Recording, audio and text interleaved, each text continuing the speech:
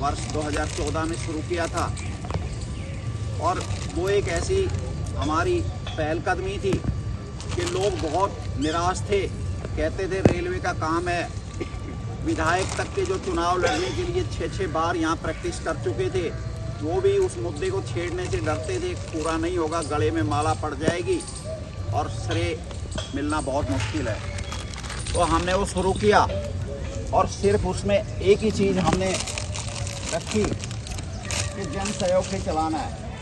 और देखते कि देखते आज आप सब उसके नीचे से निकलते हैं।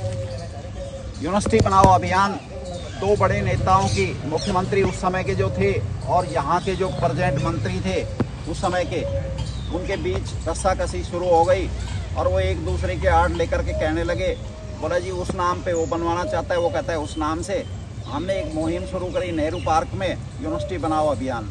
हमने कहा इन चीज़ों का कोई मतलब नहीं है, जनहित प्रभावित नहीं होना चाहिए, यूनिवर्सिटी बननी चाहिए और वो बनी। इस तरह से अब हम एक मांग कर रहे हैं, जो हमारा विजन है रेवाड़ी का, कि कार्गो एयरपोर्ट इंटरनेशनल लेवल का बावल के जो 3750 एकड़ एक्वायर लॉजिस्टिक हब के लिए हुई थी, आपको ध्यान होगा, तो वो किसी वजह से कंट्रोवर्सी में चली गई पेमेंट जमींदारों की बात को लेके, और लॉजिस्टिक जो हब है वो नांगल चौधरी में शिफ्ट हो गया। ज़मीन एज सच वहाँ पे एक्वायर्ड है और इतनी डिसेंट लोकेशन है, जगह है, तो वहाँ हम सरकार को बराबर याद दिला रहे हैं कि वहाँ पे इंटरनेशनल कार्गो एयरपोर्ट बने। और कार्गो एयरपोर्ट होता है सामान की आवाजाही के लिए, लेकिन उसका एक जो पोर्शन है वो ऑटोमेटिक पैसेंजर उसके लिए होता है। तो इसमें हमारे मल्टीपल बेनिफिट होंगे। ये पूरा इलाका जो है ग्लोबल मैप पे आ जाएगा। आप छोटी छोटी समस्याओं को, जो पब्लिक कम्युनिटीज़ की बात आप सोचते हो, तो जब ये ग्लोबल मैप पे आ जाएगा तो सरकार खुद इसकी परवाह करेगी और उससे जो 10 लाख रोज़गार जनरेट होंगे, हर आदमी की पॉकेट में पैसा आएगा। आधे दिन, आज के मुकाबले आधे दिन की मेहनत में आदमी उतना कमा सकेगा। क्योंकि ये पूरे जो है ना, कॉमर्स के एक्सपर्ट बोलते हैं, जब कोई बड़ा प्रोजेक्ट आता है तो हर आदमी की जेब में पैसा आता है, दूधिया से लेके और कोई भी जो मकान मालिक है उस तक। तो वो हमारी एक मुहिम चल रही है, हम समझाने में धीरे धीरे कामयाब हो रहे हैं और वो पूरा समझ में सरकार को तब आती है जब वो जन आंदोलन बन जाता है। तभी विधायक के दिमाग में आती है, तभी एमपी के दिमाग में आती है, क्योंकि वो लग्जरी पॉलिटिक्स करते हैं और वो मुद्दों को तभी उठाने के लिए मजबूर होते हैं जब जनता उनको प्रेशर डाले। तो ये हम एक मुद्दा बनाने जा रहे हैं, आप सबका हम सहयोग चाहेंगे। इस पे हम कभी डिटेल में चर्चा करेंगे। आज तो जो हम बात करने आए हैं वो हेल्दी, वेल्दी और स्ट्रॉन्ग बनने की है। अगर आप लोग ठीक नहीं होंगे तो इन मुद्दों का कोई उपयोग भी नहीं होगा और हम किसके लिए उठाएंगे। तो हेल्दी बनने की राह पे आप बहुत अच्छे से हैं, विक्रम जी और तमाम आप सब बहुत अच्छे से, मैंने देखा कि पूरे डिसिप्लिन के साथ, पूरी तन्मयता के साथ आप लगे हुए हैं। मैं आपको शुभकामनाएं देता हूं कि आपका जीवन इसी तरह से, आपका जो बॉडी है वो इसी तरह से हेल्दी बनती रहे। दूसरा, वेल्दी बनने की बात है।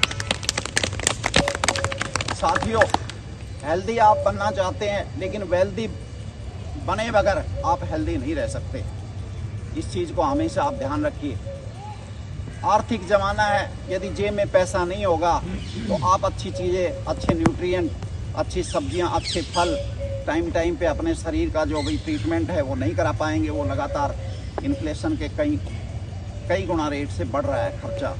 तो वेल्दी होना बहुत ज़रूरी है, मेंटल पीस के लिए भी ज़रूरी है। तो वेल्दी बनना हेल्दी बनने से भी ज़्यादा इम्पोर्टेंट है। और उसके लिए मैं एक इशारा आपको देता हूँ कि आपकी जो भी इनकम है उसका 20% फिक्स करिए कि जिस दिन भी वो पे आउट आए वो 20% आपने ऐसे इंस्ट्रूमेंट में इन्वेस्ट करना है जो 6 से 8% जो इन्फ्लेशन रेट है महंगाई की, उससे डबल रिटर्न दे। उसका पता लगाइए आप।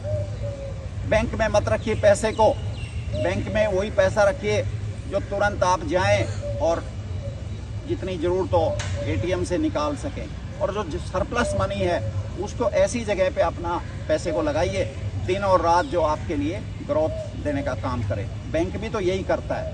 बैंक आपके पैसे का ऐसे ग्रोथ इंस्ट्रूमेंट में इन्वेस्ट करता है जहाँ से वो 15 से 20 और 30, 25, 35% तक का CAGR रिटर्न लेता है। तो आज यूट्यूब का ज़माना है, आप सब पढ़े लिखे हैं, उन चीज़ों को आप बहुत इजीली सीख सकते हैं और डायरेक्ट अपने पैसे को एडवाइज़र के ज़रिए आप खुद भी, सब चीज़ें अवेलेबल हैं। आप अपने पैसे को, सरप्लस मनी को ऐसे इंस्ट्रूमेंट में लगाइए, 20, 25, 30, 35% CAGR आपको दे सकें। तीसरी बात है, स्ट्रॉन्ग बनना है हमें। स्ट्रॉन्ग बनने के हम शुरू में 2 सिद्धांत लेकर के चल रहे हैं। आपसे बहुत विनम्रता से मैं प्रार्थना करूंगा कि स्ट्रॉन्ग हम कैसे बन सकते हैं। जब हमारे चारों तरफ का वातावरण हमारी मदद में जुट जाए, तो उसके लिए सबसे पहले अपने पड़ोसी का ख्याल रखिए। अपने से ज़्यादा अपने पड़ोसी के प्रति जो है सेंसिटिव रहिए, उसके साथ पहलकदमी के साथ अच्छा व्यवहार कीजिए। और पड़ोसी के साथ आपकी ये मुहिम आपके लिए सुरक्षा पैदा करेगी, आपके मोहल्ले को साफ़ सुथरा बनाने में मदद करेगी, चोरों चक्के की नज़र नहीं लगेगी। ये हमारा बहुत ही गहराई से देखा हुआ निष्कर्ष है। जिस मोहल्ले में लोगों के बीच में आपसी प्रेम ज़्यादा होता है, वहाँ सफाई ज़्यादा होती है, वहाँ सुरक्षा ज़्यादा होती है।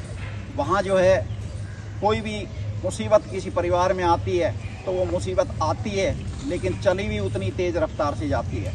तो आप पड़ोसियों के साथ, और महात्मा बुद्ध कहते हैं कि एक बार जो है ना प्रवचन कर रहे थे, काफ़ी लंबे समय से वो लोगों के बीच में काम